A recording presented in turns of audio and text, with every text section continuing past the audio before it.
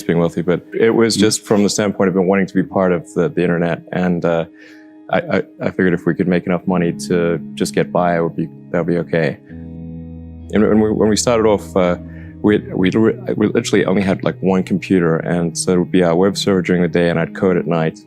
And we just got a small office in Palo Alto back when rent was not insane. It was cheaper than an apartment, so we actually just slept in the office and then showered at the YMCA on Page Mill, El Camino. So we'd walk over there and shower.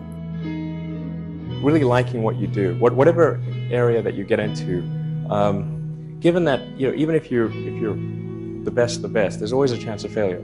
So I think it's important that you